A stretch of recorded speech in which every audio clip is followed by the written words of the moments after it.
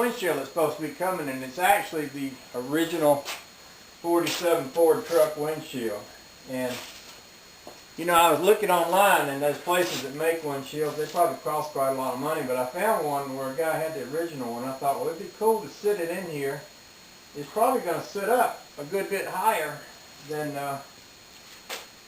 what would necessarily look absolutely the best. But on the other hand, when I'm sitting in there, I'm sitting up a lot higher than the windshield frame is right now. And you know, if I don't have a windshield in front of me, I'm going to be eating bugs and stuff. So maybe it wouldn't hurt to sit a big tall windshield in there, at least see how it looks. And then, you know, if I do decide to cut it down, just look around, either figure out a mechanism to do that or find out somebody that can do it.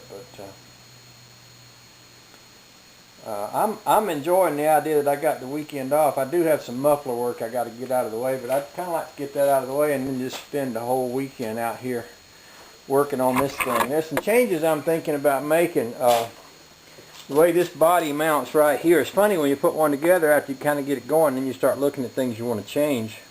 I think I'd like to bring this, instead of having this be kind of wide open where you can just see the springs and the frame and everything, I kind of like to bring this down so that it's kind of even with the bottom of this and kind of disappears behind the wheel.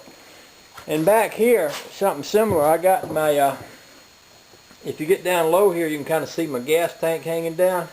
I'm going to move that gas tank. I'm going to set it inside the trunk. In fact, I'm going to get me a 15-gallon fuel cell. That's a 5-gallon aluminum tank right there, and it ain't big enough. I've already run out of gas just driving this thing around the quarry 2 or 3 times. So I'm going to take that out and get me a fuel cell and put me a fuel cell in there. In fact, as I look at this, I might can fit that fuel cell right back in there somehow. I'd have to kind of study on that a little bit.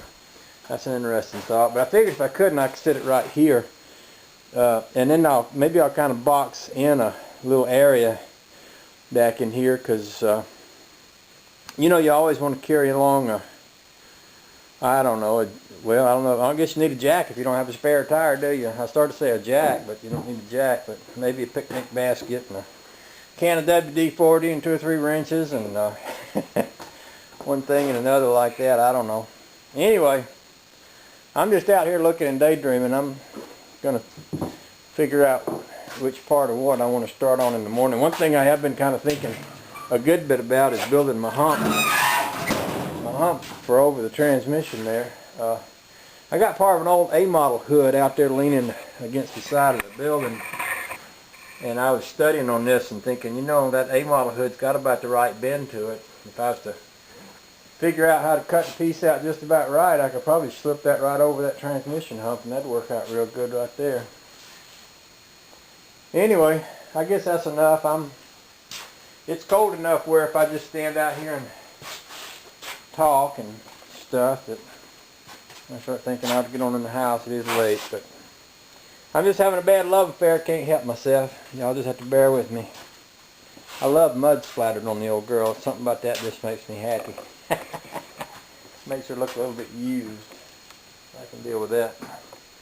Y'all have a nice day.